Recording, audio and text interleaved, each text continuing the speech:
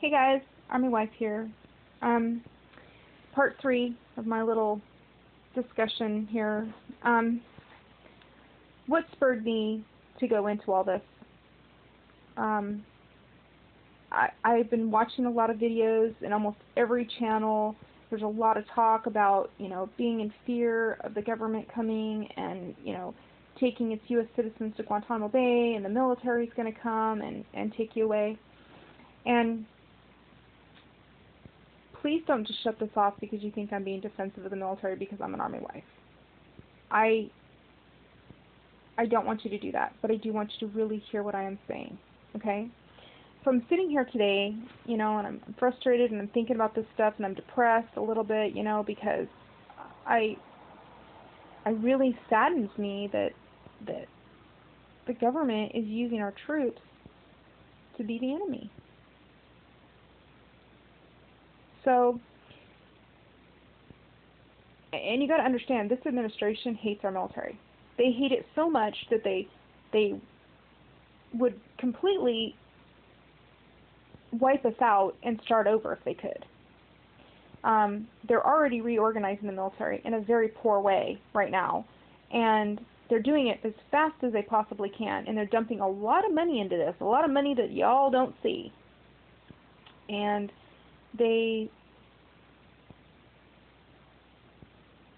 can't outwardly just wipe the military out and start over. They couldn't do that. That just is not possible. So I think what they're doing is they're putting out all this propaganda that puts this little seed, this psychological operation of putting the seed in people's head that the military is the enemy.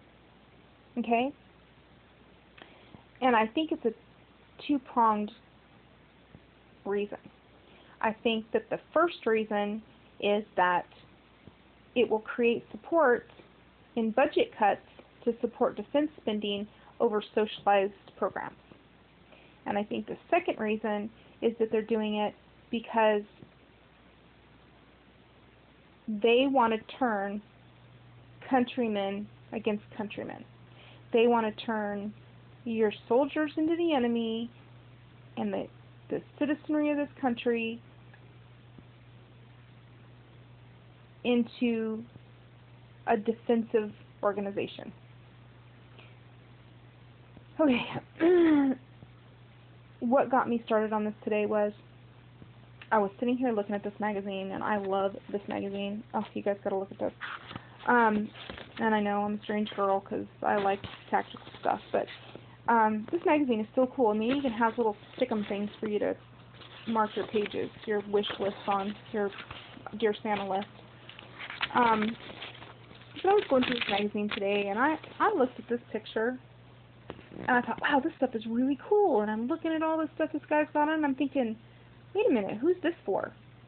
Our military can't wear this because, they have to be uniform and they have to all look the same. I'm looking at the colors and the patterns, and I'm like, well, none of this is Army. None of this is Marine Corps. Who is this for? Well, now I know who it's for.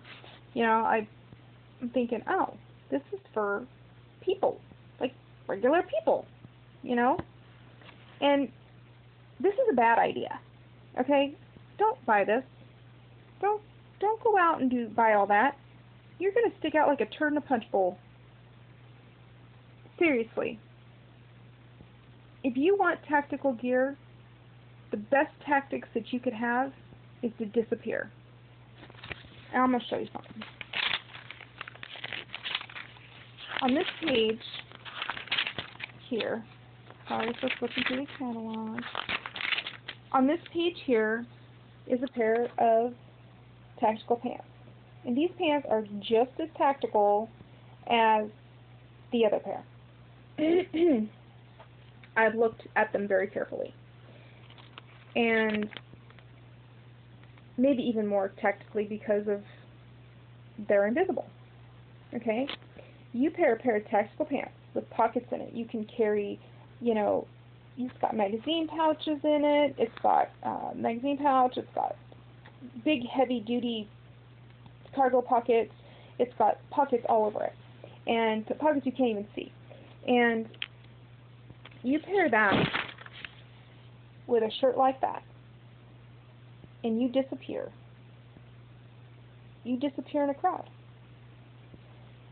You can conceal your weapon, you can carry your magazines, you can carry all your EDC equipment, you can even carry some emergency supplies. So that way, if something should happen and your backpack makes you stick out too much, you can pack some of your, maybe some food things and stuff in your pockets and, or whatever, if you need to go out and about, you don't have this backpack that, number one, could get stolen, and number two, you just blend in, and I'm not saying that color, but I'm just pointing it out. Now, if you go out, unless you're got rural, lots of acreage, and you've got, a farmstead, and you've got a group of people, and you've got a security patrol, and, then this is fine. In my opinion, this is fine. But if you're in a suburban situation or in a city situation, that is the last thing that you want to look like. All right? And here's why. Right now, you have your government putting out information, okay? They're planting these seeds that this is the guy that's going to come to your door and take your food and supplies and haul you off to prison, okay? For no reason, all right? Because you have 7 days worth of food in your house. And you know what? If you don't have 7 days worth of food in your house, shame on you, okay? You're talking 7 days worth of food and weapons and ammunition. You're talking about most of our country. I mean, wow. People should be afraid, but they shouldn't be afraid of that. But they are. And they're going to continue to be afraid of that because this is just the tip of the spear. Because there's going to be more and more stuff coming out about the military's going to come and do this and the military's going to come and do that. Okay? Okay, even though they don't have the forces to back it up, but this is the bad guy right here. All right? And if you think about Katrina, after Katrina in New Orleans, the police officers parked their cruisers, they took off their uniforms, and they went home and took care of their families. They did that because they were a target in those uniforms. They were more in danger in that uniform than in their walking around in their boxers and a t-shirt. I'm not saying they walked around in boxers and a t-shirt, I'm just saying, they were a target. So do you think in a rural situation you're going to have soldiers that aren't going to get paid running around door to door? Not very many of them, if there are any. Okay? And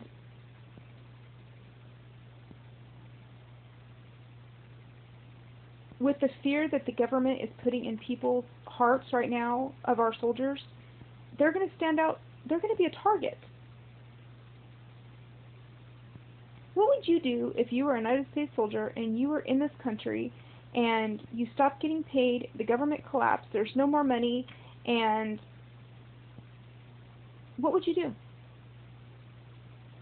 If there was no foreign threat against your freedom, what would you do? Would you go home, take that uniform off that made you a target, and go home and take care of your family? Or would you walk around in the street like a turd in a punch bowl? With no money, no way to reload your magazines, no paycheck, no clear direction, what would you do? Okay, you have to put yourself in their shoes, okay? Now, the government is counting, and my part one I explained what psyops was. The government is counting on innocent people to spread information. Um, and and I want to stress, I'm glad they're passing out the information because I want to know what the government's saying, and then I can choose for myself how to interpret that information. I have knowledge that the average person doesn't have, and that's the understanding of what truth is and what the government says. Okay? So that innocent folks spreading information, not knowing really what the government's motive is, and so they have the citizenry now fearing the soldiers, just like the Nazis did with the Jews. Okay, so the Nazis were afraid of the Jews. That's what started all this. Is that they were brainwashed into believing that they were going to take over their country and take their money, and there was a whole bunch of stuff that was said, and it was fear. And so now I believe our country is doing that to our own soldiers. Here is your new Jew. Okay? And if you're Jewish, I'm not saying anything bad about you. I'm just using the terminology that is used commonly. If I'm saying that wrong or derogatorily, I don't mean to be derogatory to anybody. Now, here's how I feel about that. I feel like our government is now becoming the dog and cockfighters. You've got dog fighting dog. And the only reason dog is fighting dog is because that's their instinct and they're being egged on to do so. The dogs don't really know what they're fighting for because they haven't been told. Okay? But what they're fighting for is somebody else's pocketbook. Okay? So the end of the dog fight, you have one dog dead or dying and bleeding, if not two dogs dead, dying, and bleeding. Okay? And the people left healthy, happy, cheering, and prosperous are the dog fighters and the cockfighters. That's what I think our government is doing. I think our government has become nothing more than cockfighters. They're imploding this country. The Obama administration is imploding our country. And they're doing it in so many ways, we don't even know which way to look. Okay? Socialized medicine, socialism in general, tyranny, now they're afraid of the military. They're using psychological operations, economics. I mean, do you realize that this president has doubled our national debt? I mean, unbelievable.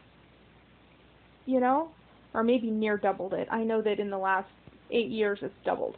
It's gone from $8 trillion to, I think it's over 16 trillion now, if not more than that. And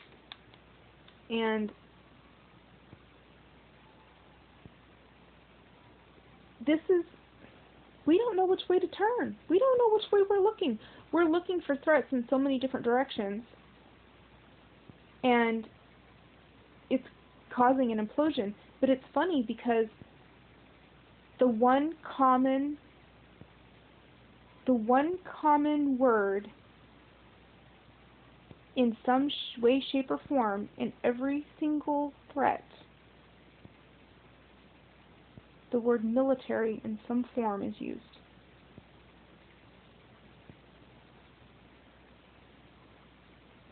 Just food for thought, people. And remember, these soldiers vowed to protect and defend the Constitution of the United States, not to blindly follow President Obama or anybody else. They did it with honor. If you look above my front door, it says return with honor. And every time we walk out of our door, we see the reminder to return with honor. And honor is a very important core value. Just food for thought. This is the Army Wife signing out.